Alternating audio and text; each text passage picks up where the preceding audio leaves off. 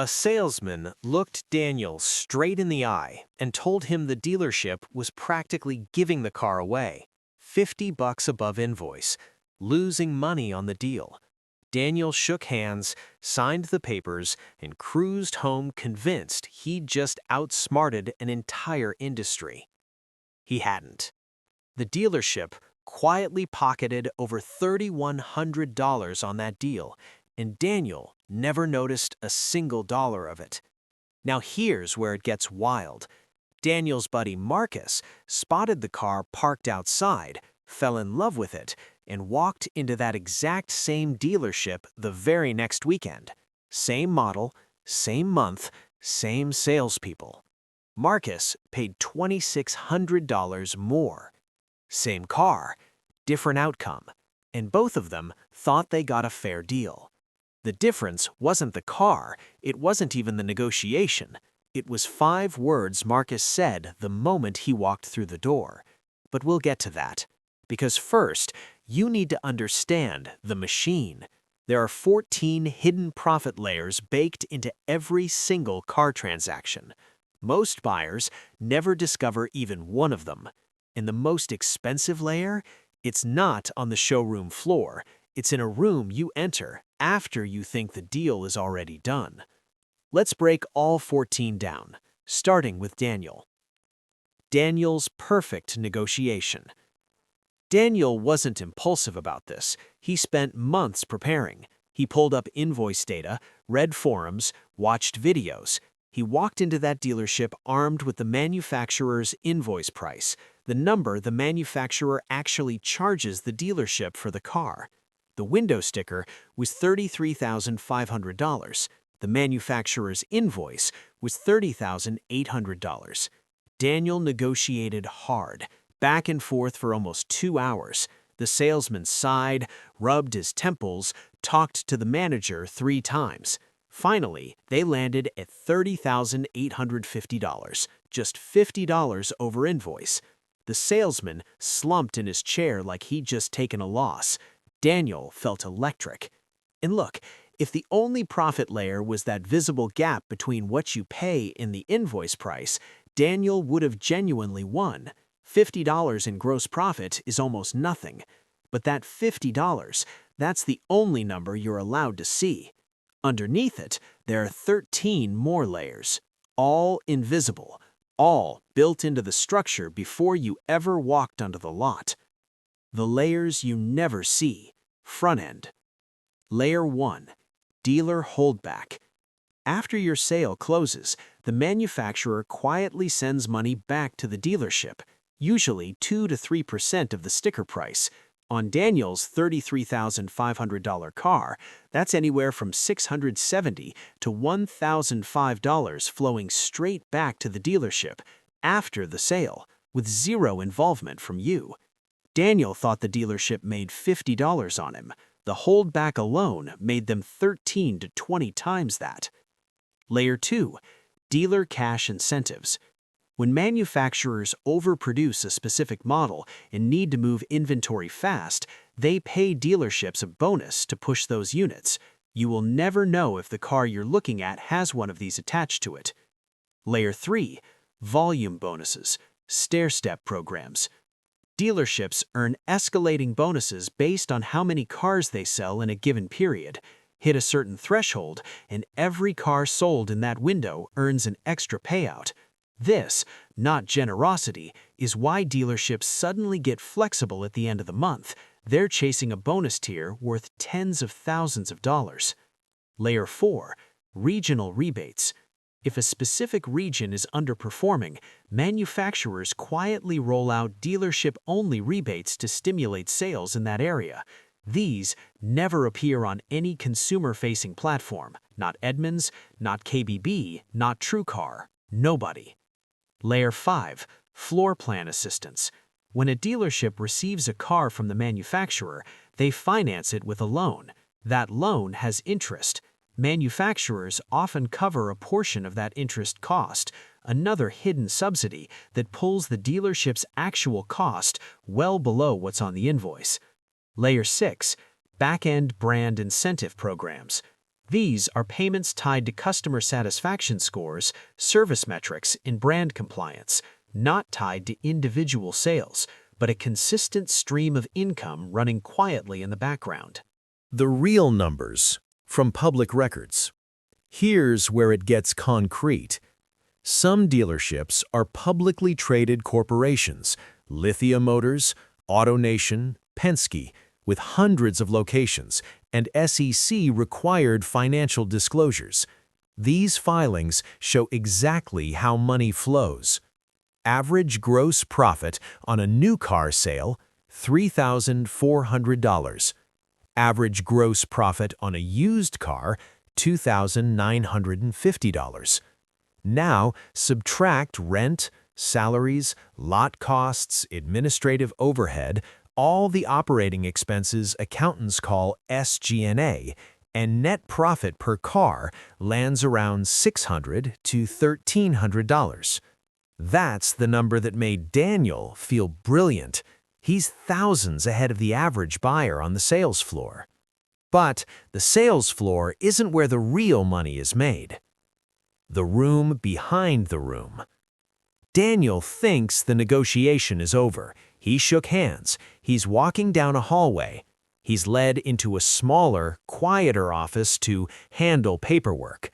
This is the most profitable room in the entire dealership, and almost every buyer walks in with their guard completely down. The person behind that desk is called the finance manager, but don't let the title mislead you. They are not a clerk. They are not processing forms as a formality. They are the highest earning salesperson in the building, and this is their arena. From those same public financial disclosures, here's what the finance and insurance office generates per car. Finance and insurance products, $1,950 to $2,150. Documentation and paperwork fees, $700 to $850. Let's break it down line by line. The loan reserve. You're approved by the lender at 4.5%. The dealership tells you it's 5.5%. That 1% spread, called the loan reserve, is pure dealership profit. It doesn't go to the bank, it goes to the dealership. That markup generates $650 to $850 per car. The extended warranty. The brochure looks comprehensive, pages of covered components. What they don't lead with is the exclusions list. Profit margin on that extended warranty, $750 to $1,050. Gap insurance. Here's the one product in this office that's actually worth understanding. If you finance a car and it gets totaled, your insurance company pays the car's current market value, not your loan balance. If you own more than it's worth, you're paying that difference out of pocket. Gap insurance covers that shortfall. It's a legitimate product, but the dealership's profit on it is $275 to $425. Protection add-ons. Wheel protection, paint sealant, fabric coating, cargo mats. Each one carries $50 to $325 in profit. Small individually, together they stack fast. The paperwork fees. Documentation fee for typing your info and printing it, $425 to $675 profit. Electronic filing and registration markup, $45 to $95 profit. Temporary plate fee, $25 to $55 profit. Digital contracting and notary, $15 to $35 profit. Total from paperwork alone, $700 to $850. Daniel's full picture. He negotiated $50 above invoice. He felt like he beat the system. Meanwhile, holdback, $670 to $1,005. Other front-end incentives, additional hundreds. Finance office, F&I plus docs, $2,650 to $3,000. The salesman who said they were losing money on the deal watched Daniel walk out while the dealership collected over $3,100 in invisible profit. That's the machine. It ran on Daniel exactly as designed. Why Marcus paid $2,600 more for the exact same car his neighbor was driving. This is the part that rewires your brain. We're conditioned to believe cash is power. Pay a contractor in cash, they'll cut you a deal. Pay a small business in cash, they'll knock off the tax. Cash means no risk, no processing delays, no chargebacks. But a dealership is not a contractor. At a dealership, financing is the product.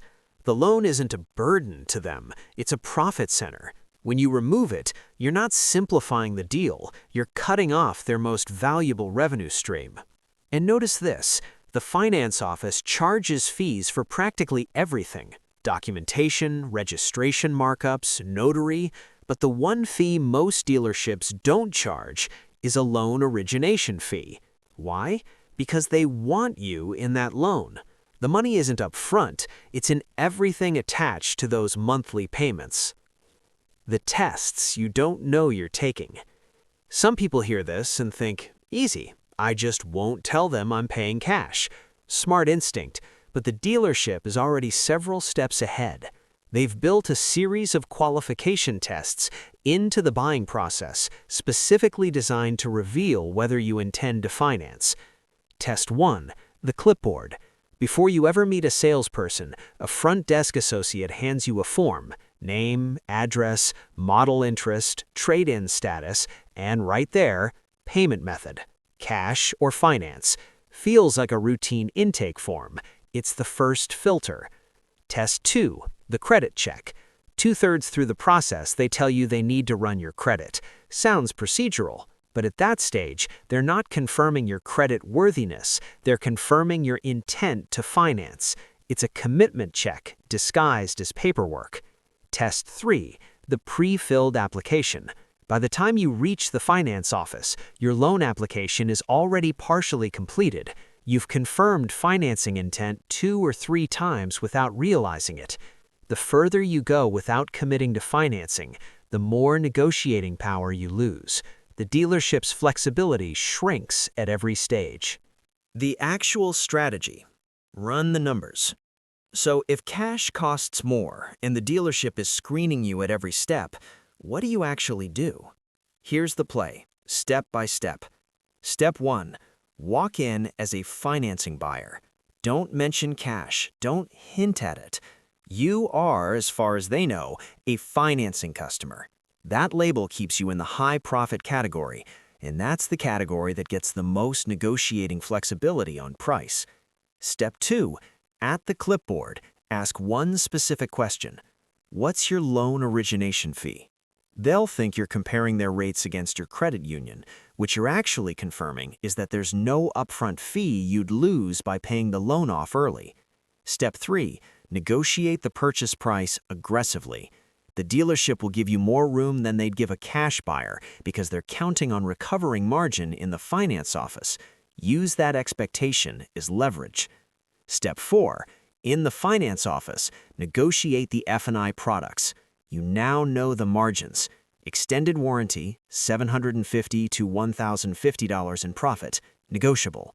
Gap insurance, $275 to $425 in profit, negotiable. Protection packages, often cuttable entirely.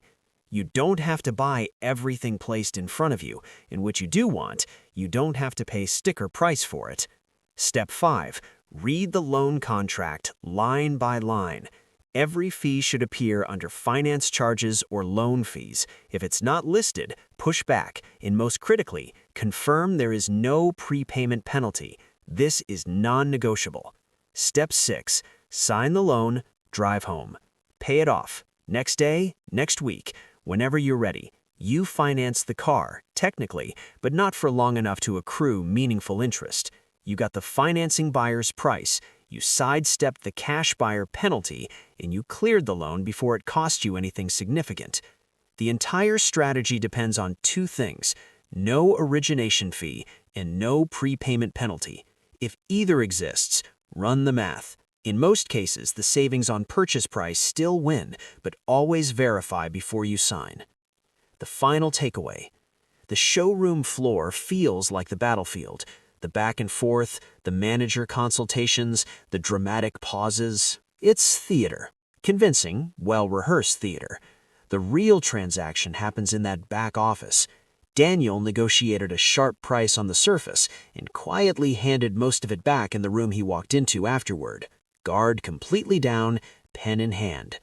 Marcus announced his strategy before the game even started, lost leverage before a single number was discussed, and paid $2,600 more for the exact same car sitting in his neighbor's driveway. Now you know the machine. Every layer, every number, every test they're running on you. The question is, what you do with it. If this broke something open for you, share it with someone about to buy a car. They'll thank you later.